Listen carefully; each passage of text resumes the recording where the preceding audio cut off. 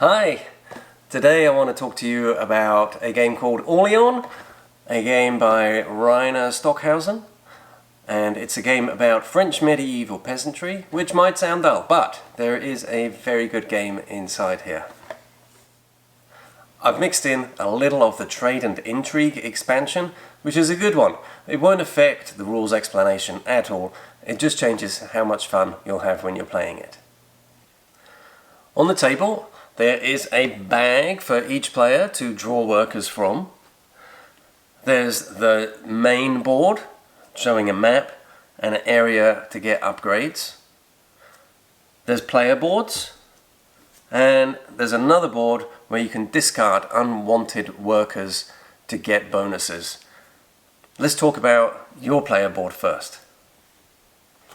This game is a bag builder, so your first thing to do on a turn, we'll all do this simultaneously, is pull 4 workers from our bags, which I've already done here because at the start of the game we start with 4 workers, so we all start with the same 4.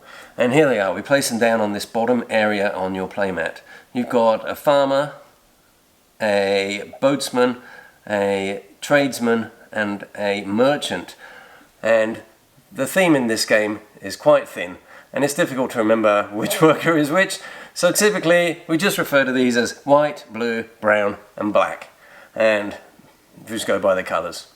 Once you pull workers from your bag, they go onto this bottom strip, and then the top area of your board, the rest of your board, is where you take actions. For example, here at the farmhouse, if you place a blue and a brown worker, you will receive a white worker.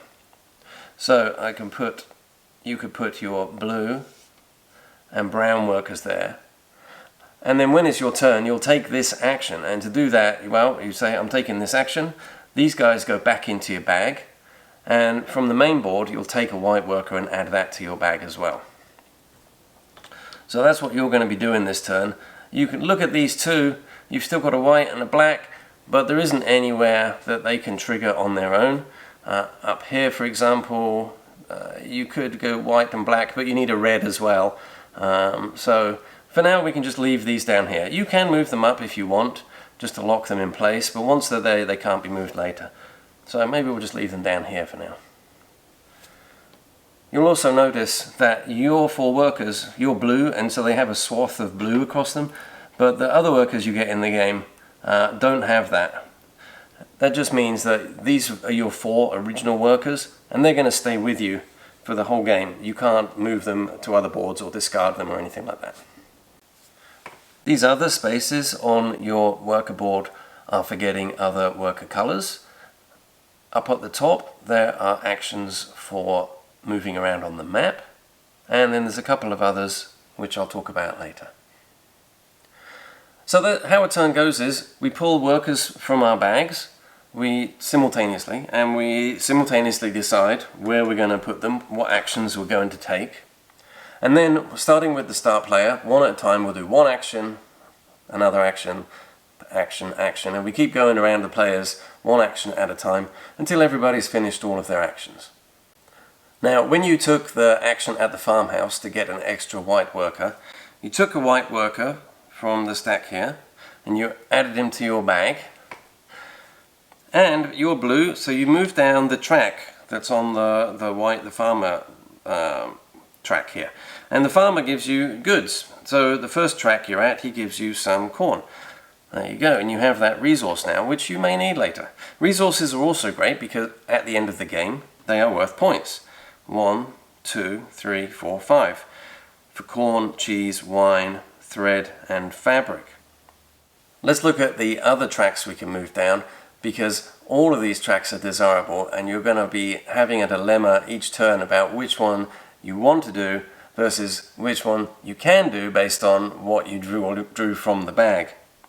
So if you've got a brown worker, you'll move down this track here and you get one of these technology wheels. Technology wheels are great because you can go to your player board and cover up a space. And now you don't need to put a worker there anymore. So to trigger the castle action, just a blue and a black will suffice. You don't need the white guy anymore.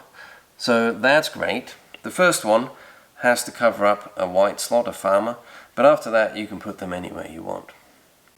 On the merchant track, the black track, you move down that and you can choose from any of these extra buildings, which are great. The first space you can only choose from the level 1 buildings. After that you can look through both piles and you just choose whichever one you want, and some of these are, you know, super powerful. Maybe you choose to have a winery and you put that by your board, and now if you play a white and a black, you'll get some wine. That's your action. And wine is great because it's worth 1, 2, 3 points. So if you hit that fairly often, each time you hit it, you're getting 3 points. On the blue, the boatman track, you can move down that. He gives you coins. 2 coins, 3 coins, 4 coins. You get down to here, you're going to get 5 coins. And if you push to that last space, you'll get this citizen, which we'll cover a bit later. These citizens just look like little people. And they're worth points at the end of the game. But you'll find during the game that money can be quite tight, and so this is a good source of income should you need it. The next type is the knight, the red. And if you move down here, well, this lets you pull more workers from your bag each turn, which is really helpful. Initially, we're pulling 4 workers from our bag, but later on we're pulling 5, 6, 7, maybe even 8 if you get all the way to the end here. You'll note that there's only so many knights here, and it may well be that everybody else takes knights, and when you go to take them, there's none left, and then you can't go here and move down the track anymore. So you need to be a bit careful and a bit observant about what the other players are doing, not to get left out. This bottom track, the grey scholar track. If you move down here, this is about learning, so he gives you books, and books in this game represent movement on this other track, which goes along the bottom of the board. So the first space you moved gives you 2 books, so you'll just move 2 spaces down the track.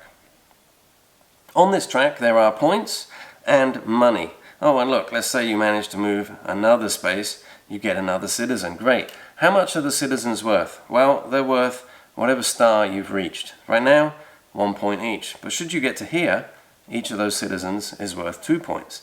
And should you get all the way to the end, each one is worth 6 points. That's quite a lot. And that same number of points is given to you for each of these guild halls that you build on the map. So if you get to the end, each of these buildings is worth 6 points as well. We've talked about all of the different kinds of worker tracks now, but there is one extra kind of worker that you can get, and that's this yellow monk. And he doesn't have a track associated with him. Why get him? Well, you need a grey and a black to get him, and the good thing about him is for your board, he's wild. So you can play him when you pull him later on anywhere you want up here. He's not wild anywhere else, but he is wild on your player board. So pretty handy. You can even play him up here on these extra buildings. So now we know how to get points in this game. It's detailed on this little helper or here on the board. But all the ways to get points are from resources. 1, 2, 3, 4, 5 points for each of these. So here you've got 3 points. Sorry, that's 4 points, isn't it? 3 points plus 1 is 4 points. And another one, now you've got 5 points. So, points for these. Every coin you've got, every coin you have is a point. And every one of these buildings and every one of these citizens that you've collected is worth however many stars you've got to on that track. Now these little citizens are tricky when you're setting up the game. I realized I had one left over when I set it up, but I could not see where it goes. I've just spotted. I missed a place on this track here. There's an additional one here on the map for whoever builds the most of these guild halls. Now's a good time to talk about the map. We already saw that we can move around the map by using the actions at the top of our player board. We've got ship, wagon, and guild hall. So ship is about moving down rivers, wagons along roads, and guild hall is how we build our guild halls. We have a worker out here in Orléans, and Orléans is surrounded by miscellaneous other villages. So let's say that you chose the ship action. You put down a white, blue, and a red. The knight's great. Of course you need a knight for each of these because the French countryside is a dangerous place, so you always need to have a knight with you for protection. Let's say you chose the ship action. You would take your worker and you can choose which river to go down. Let's go down to this river. If there's a resource, you can pick one of them up. If there's two, you leave one behind. Well, there you go. You picked up the resource. Great. And you could then do the guild hall action and build a guild hall here in this town. The little towns are small and there's only room enough for one guild hall total. So if you've built yours there, I can't build another one there. Orléans being a big city though, we can both build guild halls there. And remember, each guild hall is worth 1, 2, 3, 4, 5, perhaps even 6 points at the end of the game. And picking up these resources is great because they're points as well. So you might be able to get a lot of points by moving around on the map. There's two other spaces on your player board we haven't talked about yet. The scriptorium and the town hall. The scriptorium is easy. Put down a red and a grey and you get one book. And if you remember books, we already got them from here earlier. A book just means you move one space further down this track, which, you know, might be just what you need to get 3 coins. Or maybe one space is just what you need to get all your scoring items to score 3 points each. So that's very simple. The town hall is where you can thin out your bag. Let's say that you have a lot of farmers now and you constantly pull in these white farmers and you've got too many of them. You can't use them all. So you decide maybe you want to put 1 or 2. You can put different colors here. And so what those are going to do now is they will go away to this bonus board. Remember, your original 4 workers can't be sent away, so they can't go here. So your action is you take 1 or both. You can do 1 action at a time, or you can do 2 in 1 action. And you play them onto this board, which is just going to give you a bonus. So, for example, white farmers can go up here in these white spaces, or maybe you put 1 there. That gives you a wine. Great, another 3 points. Here there's a stack of 3 coins. In every space there's a bonus. If you're the last player, so if you've filled up 1, 2, 3, or if you're the 3rd player to play here, you'll get not only this bonus, the regular bonus, but you'll also get that. These are blocked off because they're for the 3 or 4 players, and I've just set this board up for 2 players. Finally, there's this stack of tiles here with this blue first player marker. And what I've learned to do in this game, because this first player marker can easily get lost and people can forget to pass it around. Well, since this is round markers basically, so each round we're going to flip one of these over and see its effect, and the game ends when we get to the bottom of the pile. Since we're going to pull one of those at the start of each round, I put this pointing at the current player, and then at the start of the next round we'll flip the tile to reveal what it's doing, and then point this at whoever's first this round. It's just easier to do so that it doesn't get forgotten. What are these tiles then? Well, the first and last one are do nothing. The other tiles have an effect that will last for this turn, or something that will happen at the end of the turn. So you've got a little bit of time to prepare. So for example, what is this one? This is Bon Voyage.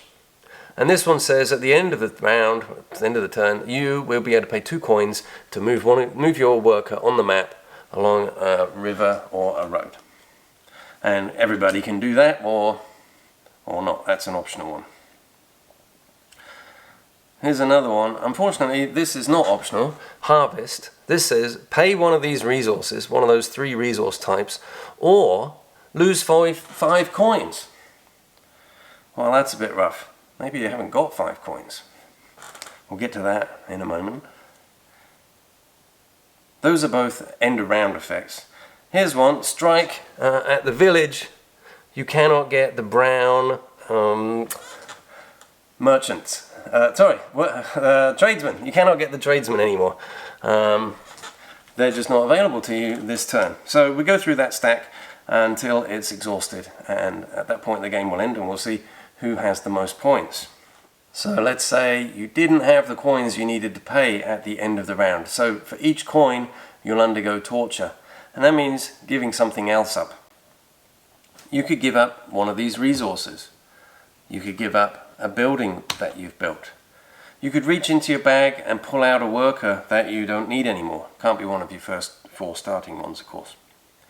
You can give up a technology wheel, or you can move backwards on this track, the development track, except you can't do it onto a space that's going to give you coins. So torture can be maybe not too bad, but also not that great either. So it's a good idea to have lots of money. The good thing is that you typically know that you're going to need some money. So you may be able to go up on this blue boat track and get some money quickly if you need some. So this is a fun game. It starts out quite easily and quite friendly. There's not really any way to hurt one another at the beginning. And everybody's getting used to playing and they're figuring out where they're going and they're getting their strategy going. And then you suddenly realize that, oof, the other player is busy taking all the knights, or wow, there's only a couple of monks left. How did that happen? And so suddenly things get tight. And so the tension increases during this game. And it can be important who's locking in on what actions first. So that's why the first player marker is important.